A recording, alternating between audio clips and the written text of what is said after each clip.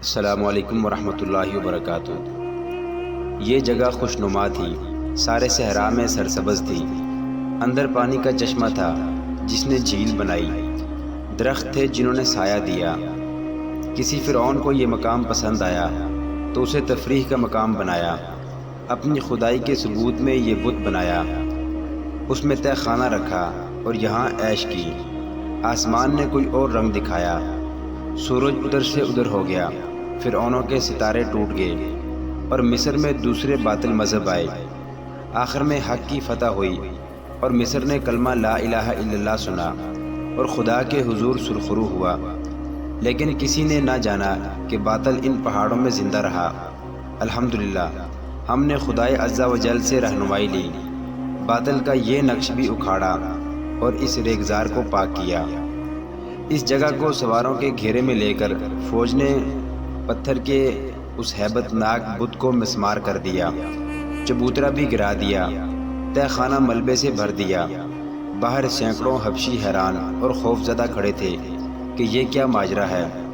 ان سب کو بلا کر اندر لے جایا گیا کہ یہاں کچھ بھی نہیں تھا۔ چاروں لڑکیاں ان کے حوالے کی گئیں، چاروں کے باپ اور بھائی وہاں موجود تھے۔ انہوں نے اپنی اپنی لڑکی لے لی۔ انہیں بتایا گیا کہ یہاں ایک بدکار آدمی رہتا تھا، وہ مگرمچھوں کو کھلا دیا گیا ہے۔ ان سینکڑوں حبشیوں کو اکٹھا بٹھا کر ان کی زبان میں واز دیا گیا۔ وہ سب خاموش رہے، انہیں اسلام کی دعوت دی گئی، وہ پھر بھی خاموش رہے۔ کبھی کبھی شک ہوتا تھا جیسے ان کی آنکھوں میں خون اتر آیا ہے۔ انہیں یہ الفاظ دھمکی کے لہجے میں کہے گے، اگر تم سچے خدا کو دیکھنا چاہتے ہو تو ہم تمہیں دکھائیں گے۔ اگر تم ایسی جگہ کو جہاں تم بیٹھے ہو اپنے جھوٹے خداؤں کا گھر کہتے رہو گے تو ہم ان پہاڑوں کو بھی ریزہ ریزہ کر کے ریت کے ساتھ ملا دیں گے، پھر تم دیکھو گے کہ کون سا خدا سچا ہے۔ ادھر قاہرہ میں ارارہ ہوش میں آ چکی تھی۔ وہ اپنی داستان سنا چکی تھی جو اوپر بیان کی گئی ہے۔ کبھی وہ کہتی تھی کہ اس نے کوئی خواب دیکھا ہے، اسے ساری باتیں یاد آ گئی تھی۔ اس نے بتایا کہ پروہت اسے دن رات بے آبرو کرتا تھا اور پھول کئی بار اس کی ناک کے ساتھ لگاتا تھا۔ ارارہ کو بتایا گیا کہ اس کی گردن کٹنے والی تھی، اگر چھاپا مار بروقت نہ پہنچ جاتے تو اس کا سر غار میں، جسم مگرمچھوں کے پیٹ میں ہوتا۔ نازک سی یہ حسین لڑکی خوف سے کانپنے لگی، اس کے آنسو نکل آئے۔ اس نے سلطان ایوبی کے ہاتھ چوم لیے اور کہا، خدا نے مجھے گناہوں کی سزا دی ہے، میں اپنے گناہوں کا اعتراف کرنا چاہتی ہوں، خدا کے لیے مجھے پناہ میں لے لیں۔ اس کی ذہنی کیفیت بہت بری تھی۔ اس نے شام کے ایک دولت مند تاجر کا نام لے کر کہا کہ وہ اس کی بیٹی ہے۔ یہ مسلمان تاجر تھا، اس کا دوستانہ شام کے امیروں کے ساتھ تھا۔ اس وقت کے امیر ایک ایک شہر یا تھوڑے تھوڑے رقبے کے خطوں کے حکمران ہوا کرتے تھے جو مرکزی امارت کے ماتحت تھے۔ مرکزی امارت مرکزی وزارت اور خلافت کے ماتحت ہوتی تھی۔ یہ امراء 10ویں صدی کے بعد پوری طرح عیاشیوں میں ڈوب گئے تھے۔ بڑے تاجروں سے دوستی رکھتے تھے، ان کے ساتھ کاروبار بھی کرتے اور رشوت بھی لیتے تھے۔ ان کے حرموں میں لڑکیوں کی افراط رہتی اور شراب بھی چلتی تھی۔ ارارہ ایسے ہی ایک دولت مند تاجر کی بیٹی تھی جو اپنے باپ کے ساتھ 12-13 سال کی عمر میں امراء کی رقص و سرور کی محفلوں میں جانے لگی تھی۔ باپ غالباً دیکھ رہا تھا کہ لڑکی خوبصورت ہے، اس لیے وہ اسے لڑکپن میں ہی امراء کی سوسائٹی کا عادی بنانے لگا تھا۔ ارارہ نے بتایا کہ وہ 14 سال کی ہوئی تو امراء نے اس میں دلچسپی لینی شروع کر دی تھی۔ دو نے اسے بڑے قیمتی تحفے بھی دیے۔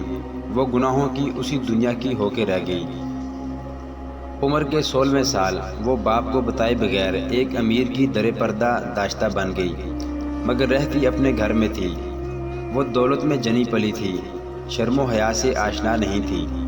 2-3 سال بعد وہ باپ کے ہاتھ سے نکل گئی اور آزادی سے 2 اور امراء سے تعلقات پیدا کر لیے۔ اس نے خوبصورتی، چرب زبانی اور مردوں کو انگلیوں پر نچانے میں نام پیدا کر لیا۔ باپ نے اس کے ساتھ سمجھوتا کر لیا۔ گزشتہ 6 سال سے اسے ایک اور ہی قسم کی ٹریننگ ملنے لگی تھی۔ یہ 3 امراء نے مل کر سازش کی تھی جس میں اس کا باپ بھی شریک تھا۔ اسے خلافت کی جڑیں کھوکھلی کرنے کی ٹریننگ دی جا رہی تھی۔ آگے چل کر اس سازش میں ایک صلیبی بھی شامل ہو گیا۔ یہ امراء خود مختار حاکم بننے کی خواب دیکھ رہے تھے۔ صلیبیوں کی مدد کے بغیر یہ ممکن نہ تھا۔ ارارا کو نور الدین زنگی اور خلافت کے درمیان غلط فہمیاں پیدا کرنے کے لیے بھی استعمال کیا گیا تھا۔ صلیبیوں نے اس مہم میں 3 عیسائی لڑکیاں شامل کر کے ایک زمین دوز محاذ بنا لیا۔ انہوں نے جب دیکھا کہ مصر میں صلاح الدین ایوبی نے نام پیدا کر لیا ہے اور اس نے 2 ایسے کارنامے کر دکھائے ہیں جنہوں نے اسے مصر کا وزیر اور امیر نہیں بلکہ بادشاہ بنا دیا ہے، تو ارارا کو خلیفہ العاضد کی خدمت میں تحفے کے طور پر بھیجا گیا۔ اسے مہم یہ دی گئی تھی کہ خلیفہ کے دل میں صلاح الدین ایوبی کے خلاف دشمنی پیدا کرے اور سابق سوڈانی فوج کے جو چند ایک حکام فوج میں رہ گئے ہیں انہیں العاضد کے قریب کر کے سوڈانیوں کو ایک اور بغاوت پر آمادہ کرے۔ اسے دوسری مہم یہ دی گئی تھی کہ خلیفہ العاضد کو آمادہ کرے کہ سوڈانی جب بغاوت کریں تو وہ انہیں ہتھیاروں اور ساز و سامان سے مدد دے، اور اگر ممکن ہو سکے تو صلاح الدین ایوبی کی فوج کا کچھ حصہ باغی کر کے سوڈانیوں سے ملا دے۔ خلیفہ اور کچھ نہ کر سکے تو اپنا محافظ دستہ سوڈانیوں کے حوالے کر کے خود سلطان ایوبی کے پاس جا پناہ لے اور اسے کہے کہ اس کے محافظ باغی ہو گئے ہیں۔ مختصر یہ کہ صلاح الدین ایوبی کے خلاف ایسا محاذ قائم کرنا تھا جو اسے مصر سے بھاگنے پر مجبور کر دے اور وہ باقی عمر گمنامی میں گزار جائے۔ ارارا نے سلطان ایوبی کو بتایا کہ وہ مسلمان کے گھر پیدا ہوئی تھی، لیکن باپ نے اسے مسلمانوں کی ہی جڑیں کاٹنے کی تربیت دی، اور سلطنت اسلامیہ کے امراء نے اپنے دشمنوں کے ساتھ مل کر اپنی ہی سلطنت کو تباہ کرنے کی کوشش کی۔ اس لڑکی نے خلیفہ العاضد کا دماغ اپنے قبضے میں لے لیا اور سلطان ایوبی کے خلاف کر دیا تھا۔ رجب کو وہ اس سازش میں شریک کر چکی تھی۔ رجب نے 2 اور فوجی حکام کو اپنے ساتھ ملا لیا تھا۔ رجب نے اس سلسلے میں یہ کام کیا کہ خلیفہ کے محافظ دستے میں وہ مصریوں کی جگہ سوڈانی رکھتا جا رہا تھا۔ ارارا کو خلیفہ کے پاس آئے ابھی 2-2.5 مہینے ہوئے تھے۔ وہ قصر خلافت پر غالب آ گئی تھی اور حرم کی ملکہ بن گئی تھی۔ اس نے یہ انکشاف بھی کیا کہ خلیفہ سلطان ایوبی کو قتل کرانا چاہتا ہے، اور رجب نے حشیشین سے مل کر قتل کا انتظام کر دیا ہے۔ یہ محض اتفاق کی بات ہے کہ سلطان ایوبی نے خلیفہ کے بیکار وجود اور عیش پرستی سے تنگ آ کر اس کے خلاف کارروائی شروع کر دی تھی، اور یہ بھی اتفاق تھا کہ ارارا کو وہی لوگ اغوا کر کے لے گئے جنہیں وہ سلطان ایوبی کے خلاف لڑانا چاہتی تھی۔ اور یہ اتفاق تو بڑا ہی اچھا تھا کہ سلطان ایوبی نے رجب سے محافظ دستے کی کمان لے لی اور وہاں اپنی پسند کا ایک نائب سالار بھیج دیا تھا۔ مگر ان اتفاقات نے حالات کا دھارا موڑ کر سلطان ایوبی کے لیے ایک خطرہ پیدا کر دیا۔ سلطان نے ارارا کو اپنی پناہ میں رکھا۔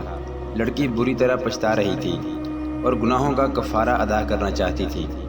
قدرت نے اسے ایک دھچکا دے کر اس کا دماغ درست کر دیا تھا۔ سلطان ایوبی ٹھنڈے دل سے سوچنے لگا کہ اس سازش میں جو حکام شامل ہیں ان کے ساتھ وہ کیا سلوک کرے۔ دوسرے دن الناصر اور بہاؤالدین شداد فرعونوں کا آخری نشان مٹا کر فوج واپس لے آئے۔ 8 دنوں بعد رات کا پچھلا پہر تھا۔ سلطان ایوبی کے جاگنے میں ابھی کچھ دیر باقی تھی۔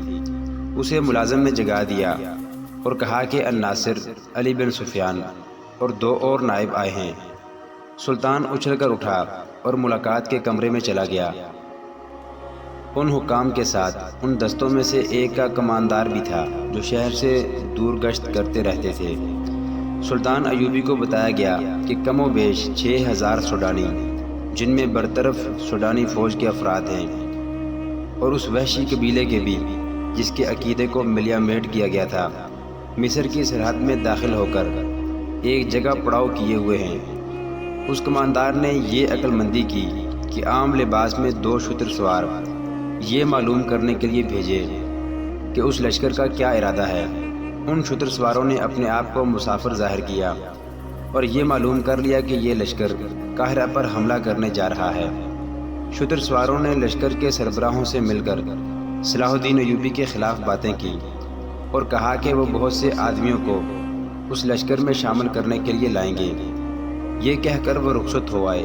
ان کی اطلاع کے مطابق یہ لشکر ادھر ادھر سے مزید نفری کا منتظر تھا اور اسے اگلے روز وہاں سے کوچ کرنا تھا۔ سلطان ایوبی نے پہلا حکم یہ دیا کہ خلیفہ کے محافظ دستے میں صرف 50 سپاہی اور ایک کماندار رہنے دو، باقی تمام دستے کو چھاؤنی میں بلا لو۔ اگر خلیفہ احتجاج کرے تو کہہ دینا کہ یہ میرا حکم ہے۔ سلطان نے علی بن سفیان سے کہا کہ اپنے شعبے کے کم از کم 100 آدمی جو سوڈانی زبان اچھی طرح بول سکتے ہیں، سوڈانی باغیوں کے بھیس میں اس کماندار کے ساتھ ابھی روانہ کر دو۔ کماندار سے کہا کہ یہ 100 آدمی ان 2 شتر سواروں کے ساتھ سوڈانیوں کے لشکر میں شامل ہوں گے۔ یہ 2 شتر سوار سنتری بتائیں گے کہ وہ وعدے کے مطابق مدد لائے ہیں۔ ان کے لیے ہدایات یہ دی کہ وہ لشکر کی پیش قدمی کے متعلق اطلاع دیں گے اور یہ دیکھیں گے کہ رات کے وقت اس لشکر کے جانور اور رسد کہاں ہوتی ہے۔ سلطان ایوبی نے الناصر سے کہا کہ تیز رفتار گھوڑ سوار چھاپا ماروں اور چھوٹی منجنیقوں کے دستے تیار رکھو۔ محترم ناظرین، صلاح الدین ایوبی کی زندگی کے واقعات پر مشتمل سیریز دیکھنے کے لیے چینل کو سبسکرائب ضرور کر لیں۔ گزشتہ اقساط دیکھنے کے لیے چینل پر پلے لسٹ کا وزٹ کریں۔ ویڈیو کو لائک اور شیئر ضرور کیجیے۔ کمنٹ باکس میں اللہ اکبر ضرور ٹائپ کریں۔ اللہ آپ کا حامی و ناصر ہو۔